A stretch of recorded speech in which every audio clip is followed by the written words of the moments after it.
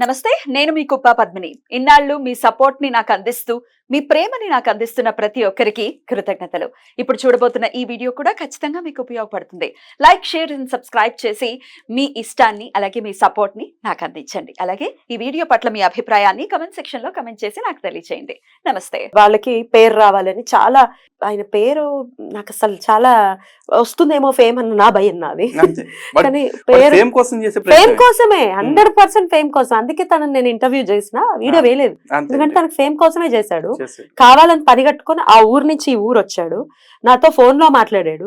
Madam మీరు అసలు అద్భుతం మేడం.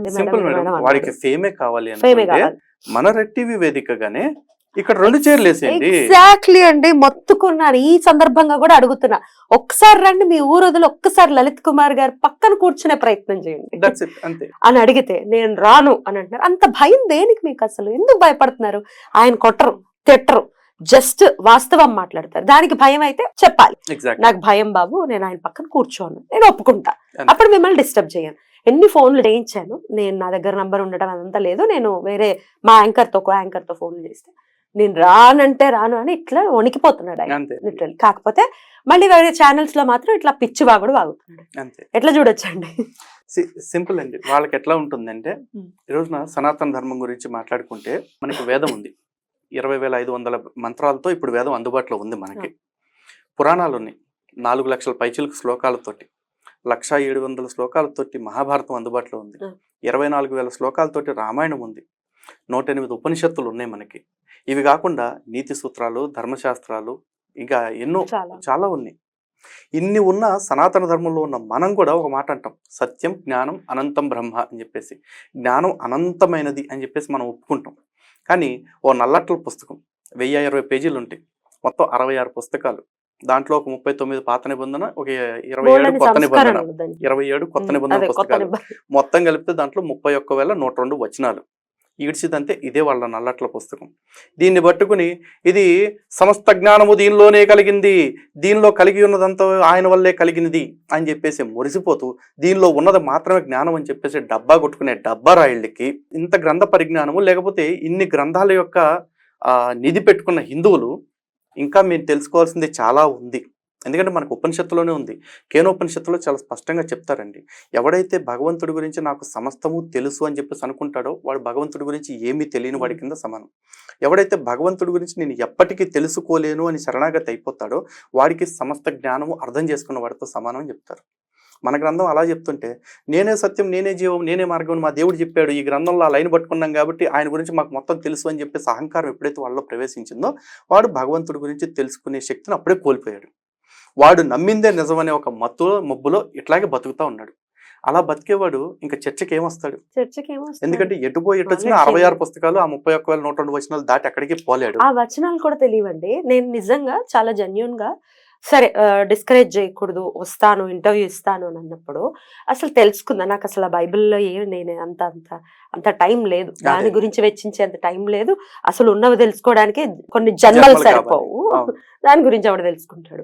అయినప్పటికీ తెలిసిన కొంతమంది మేధావుల్ని కొన్ని ఇంపార్టెంట్ క్వశ్చన్స్ తీసుకుని రాసుకుని పేపర్లో అడిగితే, అది నాకు తెలియదండి, ఇది నాకు తెలియదండి అన్నాడు. కొల్లే పాప అమాయకుడు కదా, సరళంగా అడుగుదామని సరళంగా అడిగే ప్రయత్నం చేస్తే, అతని మెయిన్ మోటో ఏంటంటే, నేను మిమ్మల్ని ఇంటర్వ్యూ చేస్తాను, కరుణాకర్ గారిని ఇంటర్వ్యూ చేస్తాను, నన్ను హ్యూమిలేట్ చేయాలి, ఎండ్ ఆఫ్ ది డే నన్ను హ్యూమిలేట్ చేసి మిమ్మల్ని తిట్టాలి వీడియోలో అనే పని మీదే వచ్చాడు పాపం.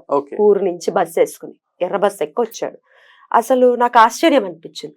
అని చాలా మాటలు ఏంటంటే, నాలో ఉన్న మైనస్ ఏంటి అంటే, ఒకవేళ నేను ఎక్సైట్ అయిపోయాను, నాకు ఏదైనా కోపం వచ్చిందంటే నేను మాట్లాడలేను, ఇంకా మైండ్ బ్లాంక్ అయిపోతుంది. అప్పుడు చాలా కోపం వస్తుంది, ఎందుకంటే రాముడిని రకరకాలుగా మాట్లాడాడు. అది నేను ఎక్స్పెక్ట్ చెయ్యింది, ఫస్ట్ ఆఫ్ ఆల్ ఎక్స్పెక్ట్ చెయ్యింది. ఏం మాట్లాడాలో నాకు అర్థం కాలేదు. ఇట్లా మీలా బ్యాలెన్స్డ్ గా ఉంటే బాగుండును, మీరు ఆ రోజు ఉంటా బాగుండు. ఆ రోజు తట్టలేదు కూడా, ఆ రోజు నేను కాల్ అన్నా చేయాల్సింది. సరే ఒక 5 minutes మీరు ఒకసారి ఇవ్వండి టైం.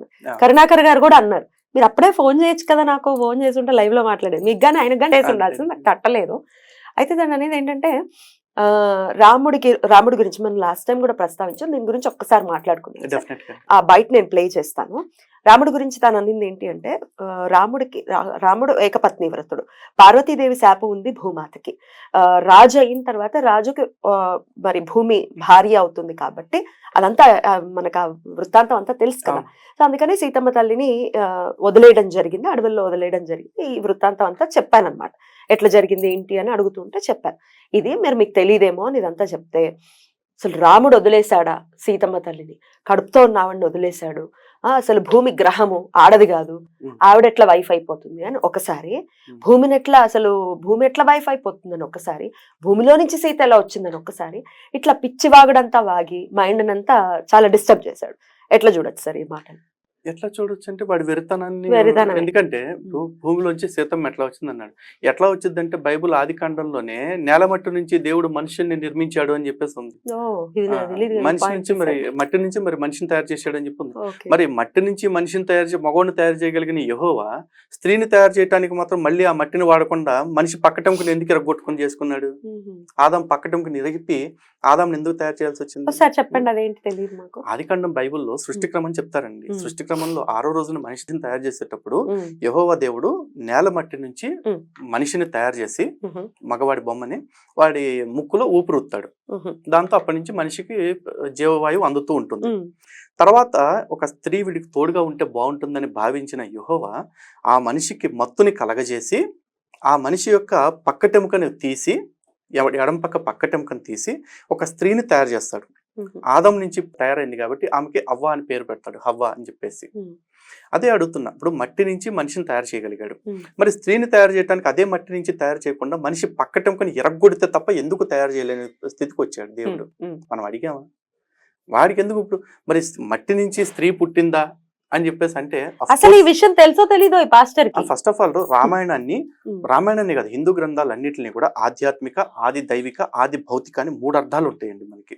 ఇందులో భౌతిక అర్థంలో చూసుకుంటే మట్టిలోంచి పుత్రకామేష్టి చేస్తుంటే భూమిని దున్నుతుంటే ఆయన పుట్టాడు అని చెప్పేసి అంటారు. అక్కడ చేసింది ఎవరు? జనకుడు. ఆయన ఎవరు? రాజు. ఆయన నాగటి చాలుతో దున్నుతున్నప్పుడు సీతమ్మ భూమి నుంచి వచ్చింది. సీతమ్మ అంటే ఎవరు? లక్ష్మీ స్వరూపం. సాక్షాత్తు లక్ష్మీదేవి కదా సీతమ్మ. ఆ లక్ష్మీ స్వరూపం అంటే ఏంటి? అష్ట స్వరూపాలు అంటే భూమిలో అంటే సమస్త ఐశ్వర్యాలు కూడా. మనకి నిజంగా కూడా ఈరోజు చూడండి, భూమి మీద మనిషికి ఏ ఐశ్వర్యం దొరికినా మట్టి నుంచే వస్తుందిగా. గాలిలోంచి, ఆకాశం నుంచి ఊడి పడుతున్నాయి మనకి ఏదైనా సరే. ఆ సందర్భాన్ని మనుషులకు అర్థమయ్యేలా చెప్తే, భూమిని చక్కగా సేద్యం చేస్తే అష్టైశ్వర్యాలు భూమి నుంచి పొందొచ్చు. మనం ఆ సూత్రాన్ని వదిలేసాం కాబట్టి ఈ రోజున మైనింగ్ పేరుతోటి ఆ భూమిని పెళ్ళగించుకుంటూ తవ్వుకుంటూ వెళ్ళిపోయి భూమిని మొత్తం రంధ్రాలు చేసేసి భూమి మొత్తాన్ని నాశనం చేసుకుంటున్నాం మనమే. ప్రకృతి పట్ల ఉన్న ఒక బాధ్యతని ఇతిహాస కథ రూపంలో చెప్పారు. వాడికి అక్కడ అది అర్థమయ్యే అవకాశమే లేదు ఎట్టి పరిస్థితుల్లో. ఈ భూమిని ఆడదానిగా ఎలా చూస్తామని ఒకసారి, భూమి ఆడది కాదు గ్రహం అని ఒకసారి, రెండు తనే మాట్లాడాడు. ఆ నీచుడికి అర్థం కావాల్సింది ఏంటంటేనండి, భూమి గ్రహం అనేది వాడు చూస్తున్నాడు. భూమి స్త్రీ అని చెప్పేసి భూమాత అంటున్నాం మనం. కానీ ఇదే భూమి మీద ఉన్న మనమే భూమి మీద పారే నదుల్ని కూడా తల్లులు అంటున్నాం. గంగమ్మ తల్లి అంటున్నాం, యమునా నది అంటున్నాం, కృష్ణమ్మ తల్లి, గోదావరి తల్లి, అన్ని నదుల్ని తల్లులాగా భావిస్తున్నాం. అలాగే మనకి ఈ భూమి మీద ప్రాణవాయువు తీసుకోవటానికి కారణమైన చెట్లు ఏవైతే ఉన్నాయో ఆ చెట్లను కూడా తల్లులతో పోలుస్తామండి. ఈరోజు తులసి చెట్టు ఉంది, తులసి మాత అనట్లేదు. మరి ఎందుకంటున్నాం మాత అని చెప్పేసి? అలాగే మనకి జ్ఞానాన్ని ఇచ్చే పుస్తకాలు ఉంటాయి. వేదాన్ని వేదమాత అంటాం, భగవద్గీతని గీతామాత అంటాం.